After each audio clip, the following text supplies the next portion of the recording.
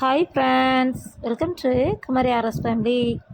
இன்றைக்கி சாட்டர்டே ஈவினிங்கில் தான் இந்த விளாக் வந்து எடுத்துக்கிட்டு இருக்கேன்.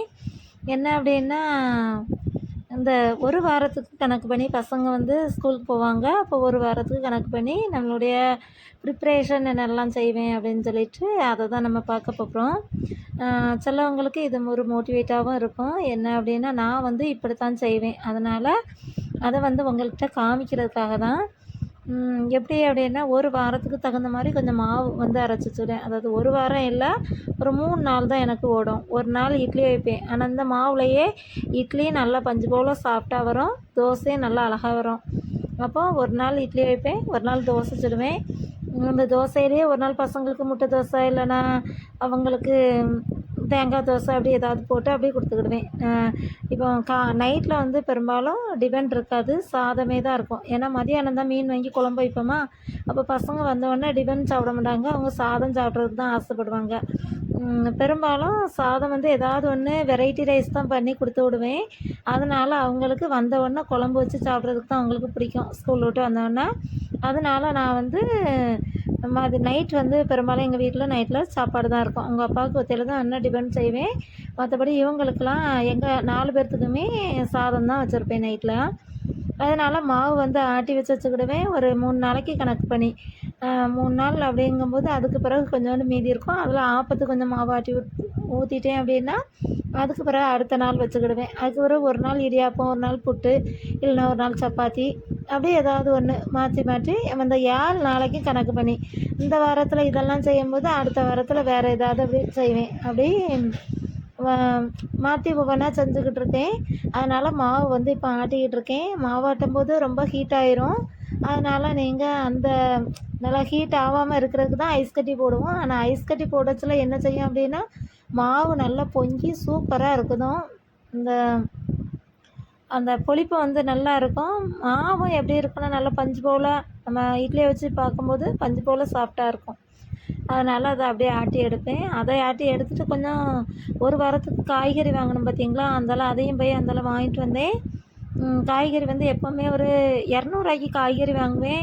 மறுபடியும் பல்லாரி இதெல்லாம் தனியாக தான் வாங்குவேன். இந்த தடவை வந்து மொத்தமே 300 350 மொத்தம் வந்திருந்தது. அதுக்கு கொஞ்சம் காய்கறி எல்லாமே வாங்கிட்டு வந்தேன். உருளைக்கிழங்கு மட்டும் 4 கிலோ வாங்கினேன். 4 கிலோ உருளைக்கிழங்கும் 100 அடுத்து பல்லாரி வாங்கினேன் 2 கிலோ, அது வந்து 50. அதையும் வாங்கிட்டு வந்தேன். மறுபடி அதில் கோஸு, பாவக்காய் ஒவ்வொரு நாளைக்கு கணக்கு பண்ணி மிளகாய் வந்து கொஞ்சம் ஒரு மொத்தமாக வாங்கினேன். அது ஒரு 10 தான் மிளகாய். மறுபடி சீனியரக்காய் ஒரு 10, அப்புறம் பீன்ஸ் வந்து ஒரு 10, அவரைக்காய் 10, கோவக்காய் ஒரு 10, கேரட் வந்து ஒரு 10, தக்காளி வந்து 4 கிலோ 50. அப்போ அந்த தக்காளிக்கு இதுக்குமே 200 வந்துட்டு மீதி ஒரு 140 தான் வந்திருந்து. அதுக்கு வந்து வளவனங்காய் 20 வாங்கினாங்க, கத்திரிக்காய் 20, அப்படியே அதெல்லாம் 20 மாதிரி எல்லாமே 10. அப்புறம் எலுமிச்சப்பழம் வந்து 20 வாங்கினேன்.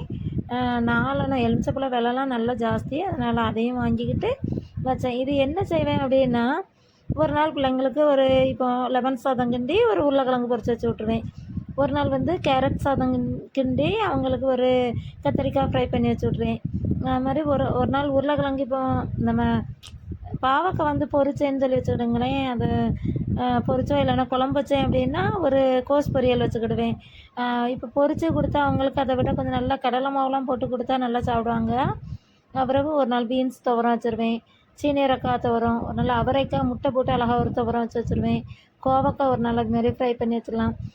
அப்படியே அவங்களுக்கு வேண்டான்னா ஏதாவது ஒரு சாதத்தை கிளறி இந்த கூட்டையும் வச்சு விட்ருவேன். அப்போ எனக்கு வந்து ஒரு 2-3 நாள் அந்த அவங்களுக்கு 6 நாள் ஸ்கூல் உண்டு. சாட்டர்டே வரை கிளாஸ் உண்டு. சாட்டர்டே வரைக்கும் அவங்களுக்கு எனக்கு தாராளம் போதும். அது அப்படி பெரும்பாலும் இது வந்து 2 வாரத்துக்கே வந்துடும். ஒரு வாரம் இல்லை 2 வாரத்துக்கு வந்துடும். ஒவ்வொரு நாள் ஆனால் ஒவ்வொரு காய்கறி தான் வைப்போம். அதெல்லாம் அப்படியே எடுத்து அப்புறம் நம்ம தேவையானது எப்படிலாம் எடுத்து வைக்கணுமோ அப்படி வச்சுட்டு ஃப்ரிட்ஜில் ஒரு கவரில் வச்சுருவேன். உடனே அதில் வச்சு எல்லாம் விரித்து எடுத்து, ஏன்னா அப்படியே மொத்தமாக நம்ம சேர்த்து வச்சோன்னு வச்சுக்கிடுங்களேன், அவ்வளோ அழுவி போயிடும். அதனால் அதை அப்படியே சேர்த்து அவ்வளோத்தையும் எடுத்து ஒவ்வொன்றையாக தனித்தனியாக பிரித்து அதை வந்து அப்படியே ஒவ்வொரு கவரில் வச்சு ஃப்ரிட்ஜில் கொண்டு வச்சுருவேன். அது அப்படியே இருக்கும். அதுக்கு பிறகு அது வந்து நம்மளுக்கு எந்த காய்கறி தேவையோ அன்னைக்கு மட்டும் அந்த காய்கறியை எடுத்து வச்சு நறுக்கி வைக்கணுமா, நல்லா கழுவிட்டு என்ன செய்யணுமோ அதை செஞ்சுக்கிடுவேன். அதனால் தனித்தனியாகவே வச்சுருவேன். தக்காளி என்ன செய்வேன்னா, கொஞ்சம் காய் தக்காளியை கீழே ஒரு ட்ரே இருக்குது அதில் வச்சுருவேன். கொஞ்சம் பழுத்த தக்காளி மேலே வச்சுருவேன். அது தீர்ந்த பிறகு தான் மறுபடியும் தக்காளி எடுப்பேன். அப்படி செய்வேன். அதுக்கப்புறம் அந்த இதெல்லாம் எடுத்து வச்சுட்டு மாவு ஆட்டி மாவையும் கலக்கி பானையிலே வச்சு வச்சுட்டேன். ஏன்னா அது கொஞ்சம் மாவு கொஞ்சம் நல்லா பொங்கி வருமா மாதிரி, இல்லைன்னா சிந்திடும் சின்ன பாத்திரத்தில் வச்சா. அதனால தான் எதுக்கு அதில் கஞ்சத்தனம் பிடிப்பான சின்ன பாத்திரத்தில் வைக்கிறதே வைக்கும், பெரிய பாத்திரத்தில் வச்சுருவோன்னு வச்சுருவேன். அப்படி வச்சா மட்டும்தான் அது பொங்கியும் சிந்தாது, அது பாட்டில் இருக்கும்.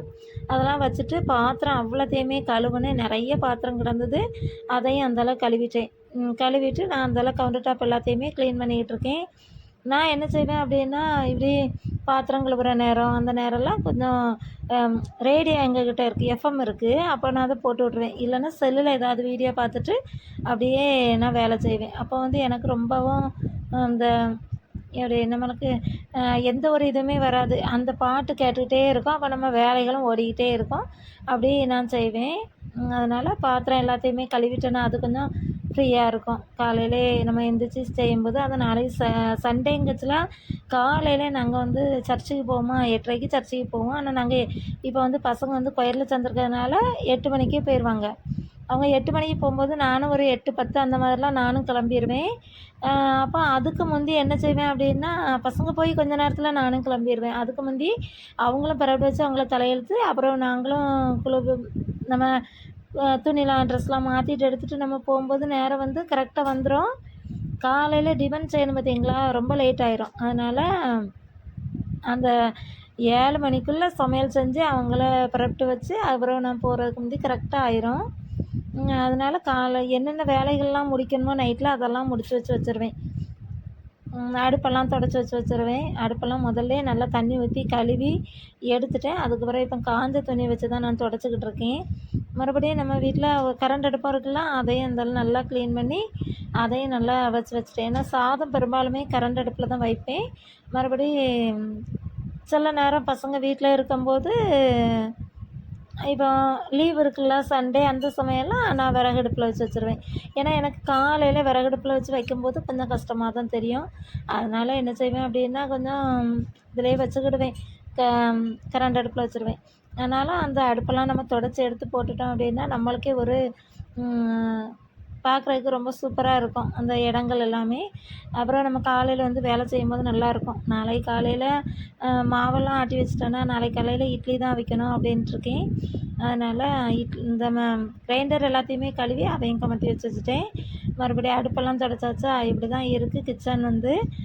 என்னமோ வந்து சாம்பார் தான் நாளைக்கு வைக்கணும்னு சொன்னால அதனால் கொஞ்சம் காய்கறியும் எடுத்து வச்சுட்டேன். காலையில் கிடந்து ஒவ்வொரு பாத்திரத்தையாக நம்ம அதாவது கத்திரிக்காய் வெங்காயம்னு எடுத்துக்கிட்டு இருக்கணும். இது அப்படியெல்லாம் ஒன்றும் வேண்டாம். மொத்தமாக இருந்தாலும் கொஞ்சம் எல்லா காய்கறியும் எடுத்து வச்சுட்டேன். பாத்திரத்துலேயும் கொஞ்சம் தண்ணி ஊற்றி அதையும் அடுப்பில் வச்சுட்டேன். அதுக்கு பிறகு அப்போ வந்தோடனே தீபத்தை வச்சோடனே அதெல்லாம் நம்மளுக்கு உடனே இட்லி பாத்திரத்தில் மாவை ஊற்றி நல்லா இட்லி தட்டை கழுவிட்டு மாவு ஊற்றி நம்ம வச்சுருவோமா, அது முடிஞ்சிடும். அப்புறம் வந்து ஒரு வாரத்துக்கு கணக்கு பண்ணி நான் வேறு என்ன செய்வேன் அப்படின்னு சொல்லி சொன்னால், எடுத்து நம்ம கிராசரியில் வந்து என்னதெல்லாம் இருக்குது என்னதெல்லாம் இல்லை இதை வந்து பார்த்துக்கிடுவேன். அதாவது உப்பு இல்லை அப்படின்னா உப்பு எடுத்து வச்சுருவேன். புளி இல்லைன்னா அந்த புளியும் எடுத்து வச்சுருவேன் ஒரு வாரத்துக்கு கணக்கு பண்ணி. அதுக்கு பிறகு எண்ணெய் பாட்டிலில் என்னெல்லாம் இருக்கான்னு பார்ப்பேன். அப்படி இல்லை அப்படின்னா அதையும் ஃபில் பண்ணி எண்ணெய் வச்சுருவேன். இல்லை வாங்கணும் அப்படின்னாலும் எண்ணெயை வாங்கி வச்சுருவேன்.